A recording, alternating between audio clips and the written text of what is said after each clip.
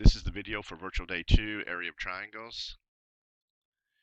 The formula for the area of a triangle is area equals half of base times height. You might be able to tell that if I added some dotted lines right here, I would have a whole rectangle. And the way I would find area of the rectangle is length times width, which is basically base times height. But since the triangle right here is only covering half of that area, I only need to do half of base times height. So the most important thing is to be able to find out the base. Well, you sit on your base, and height is how tall you are from the bottom to the tip top.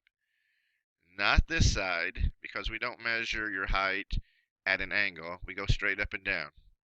So this would be my height. So now I have 1/2 times 3 times 4. And I can do them in any order because when I multiply, the order does not matter. I like to go this way and say half of 4 is really 2. So then I have 2 times 3, which is going to get me to 6, and they would be square feet. So I have another one. Remember, I'm looking for my base and my height. My base is 8, and my height is 5.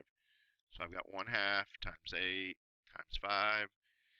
Would you rather do half of 8 or half of 5? I would a whole lot rather do half of 8 because that's 4.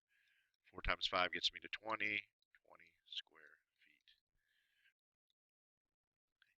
This time we don't have a right triangle, but things are going to work very similar. I'm looking for my base first, and you sit on your base. So there's my base. And height is how tall you are from the top to the bottom. So it's not one of these angle ones, it's this one right in the middle. Otherwise, they wouldn't have even added it for you there. So there's my height. So I have 1/2 times 10 times 6. So I can do half of 10 or half of 6. It's not going to make any difference. Half of 10 is 5. 5 times 6 equals 30, and we're still in square feet. If I would have went the other way and took half of 6, it would have been 3. 3 times 10, still 30 square feet. Find my base and my height. There's my base. There's my height. So I got 1/2 times 7 times 2. I want to do half of 2, which equals 1. So I have 7 times 1, which just equals 7.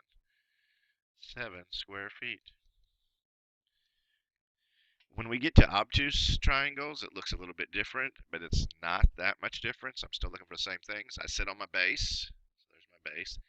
And height is how tall I am from the bottom of this triangle to the top. The problem is if I do this, that's 7, that's not really how tall it is. Because if I was sitting on my base, I'm really going up 4. So there's my height. So I have 1/2 times 4 times 4. Half of 4 is 2. 2 times 4 gets me to 8. 8 square feet. Try another one. Looking for the base. That's going to be 7. Looking for the height. It's out here at 6. So I got 1/2 times 7 times 6. I would rather do half of 6, which is 3. 3 times 7 gets me to 21 square feet. By the way, will they always come out even? They won't. Not in real life, but for what we're doing, probably most times it will be. And here we have a teeny rectangle, or teeny triangle, so you can see it's not taking up much area. Here's my base, and my height is over here. So I have 1/2 times 4 times 1. Half of 4 is 2. 2 times 1 equals 2. Just 2 square